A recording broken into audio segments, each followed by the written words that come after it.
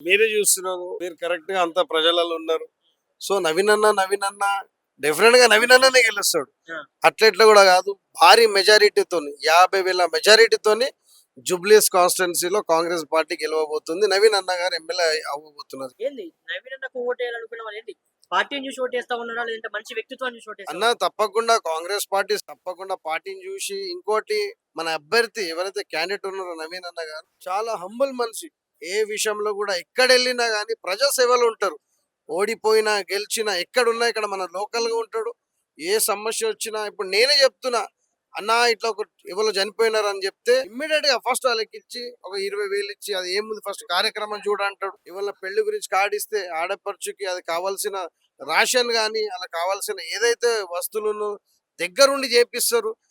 అన్న పార్టీకి దానికి పని చేసే మనిషి కాదు, ప్రజల గురించి పని చేసే మనిషి. సో ప్రజల మనిషి కాబట్టి తప్పకుండా ఈ టిఆర్ఎస్ ని అంతు పట్టడానికే ఈరోజు మన national party Congress party Kharge గారు కానీ, సోనియా గాంధీ గారు కానీ, రాహుల్ గాంధీ గారు కానీ, మన రేవంత్ అన్న కానీ, మన పిసిసి ప్రెసిడెంట్ గారు అందరు ప్రజల ఒక ఒపీనియన్ తీసుకొని నవీన్ అన్న గారికి టికెట్ ఇచ్చారంటే మీరు అర్థం చేసుకోండి. ఇటువంటి గుర్తింపు ఎందుకని జనరల్ ఎలక్షన్ 2023లో ఆ గుర్తింపు ఎందుకు లేదు? ఎందుకు లేదంటే అన్నకి మన కాంగ్రెస్ పార్టీ లేకుండే ముందు ఆ విధంగా అన్న ఇండిపెండెంట్ గా పోటీ చేసినారు ఆ ఇండిపెండెంట్ గా వచ్చి. ఇండిపెండెంట్ గా పోటీ చేసిన అప్పటికే 22,000 ఇండిపెండెంట్ ఓట్స్ వచ్చినాయి అన్నకి. సో మాకేందంటే కాంగ్రెస్ పార్టీ అన్నను గుర్తించి అన్న కూడా కాంగ్రెస్ పార్టీలో రావాలి అన్నట్టు లాస్ట్ ఎలక్షన్ లో కూడా అన్న టికెట్ సాక్రిఫైస్ చేసి ఇండిపెండెంట్ ఉన్నా గానీ అన్నకి అప్రోచ్ అయితే ఏదైతే దౌర్జన్యం నడుస్తుందో టిఆర్ఎస్ ది దానికి అంతు పట్టాలి. ఎలక్షన్ అయిపోతుందో ఓటింగ్ లో హైయెస్ట్ మెజారిటీ 50,000 మెజారిటీతో నవీన్ అన్న గెలవబోతున్నాడు ఇక్కడ. అని ఏంటి అన్న నవీన్ అన్న వ్యక్తిత్వం గురించి మాట్లాడాలంటే ఏం చెప్తాను? ఎందుకంటే వాస్తవానికి ఏదైతే బై ఎలక్షన్స్ వచ్చినటువంటి సందర్భం నుంచి మేము చూస్తా ఉన్నాం.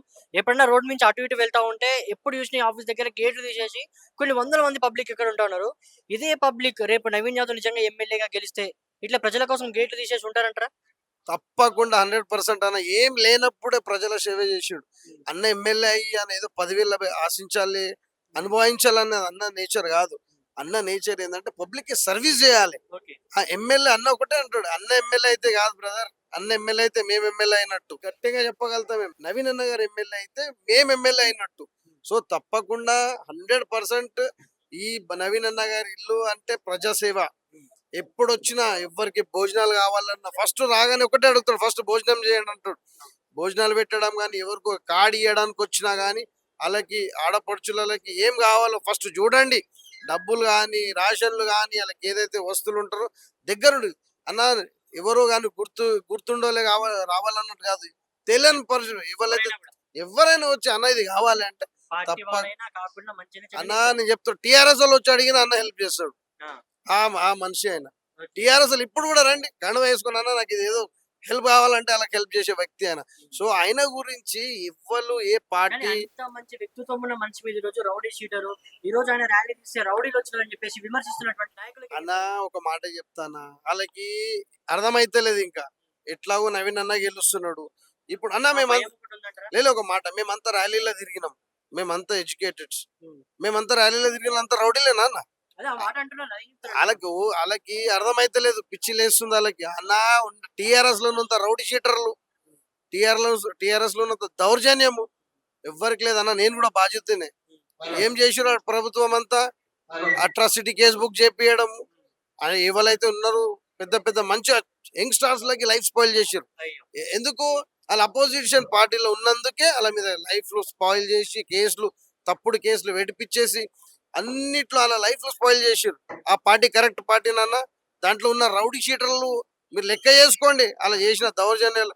ఏడైనా కానీ రైతు బంధు ఎవరికి వస్తుంది తెలుసా అన్న. టీఆర్ఎస్ లెవెల్కి వచ్చింది, లీడర్లకు వచ్చింది, ప్రజలకు రాలే. డబుల్ బెడ్రూమ్ లెవెల్కి వచ్చినాయి, లీడర్లకే వచ్చినాయి, ప్రజలకు రాలే. సో అవన్నీ అంతు పట్టడానికే ఈసారి నవీన్ అన్నని మేము అందరూ భారీ మెజారిటీతో గెలిపించి అన్నను జుబ్లీస్ ఎమ్మెల్యేగా కంపల్సరీ ప్రజెంటేషన్ ఇస్తాం చివరిగా తప్పకుండా. ఒక ప్రశ్న. బీజేపీ పాత్ర ఎలా ఉంది ఇక్కడ? బీజేపీ నుంచి లంకాల దీపక్ రెడ్డి గారు బరిలో ఉన్నారు కదా! ఆయన గురించి ఏమైనా చెప్పాలంటే ఏం అన్న మీరు చెప్తారు? చూస్తున్నారు ప్రతిసారి పోటీ చేస్తారు. జుబ్లీస్ లో గెలిచిన చరిత్ర ఎప్పుడు లేదు. సో తప్పకుండా బీజేపీ అయితే మనకైతే పోటే లేదు, ఇప్పుడు ఏం ఇంపాక్ట్ చూపెట్టారు? ఏం లేదన్న. మా టీఆర్ఎస్ కూడా పోటీ లేదు. మనం వన్ సైడ్ గా మనం మెజారిటీ హైయెస్ట్ మెజారిటీతో అంటే గెలుస్తున్నాం. ఇప్పుడు చేసే మీ ప్రచారం అంతా కూడా మెజారిటీ కోసమే. గెలుపు కోసం మెజారిటీ కాదు. వస్తే ఆల్రెడీ అన్న విన్ను. ఆ! We are waiting for the majority done. అంతే.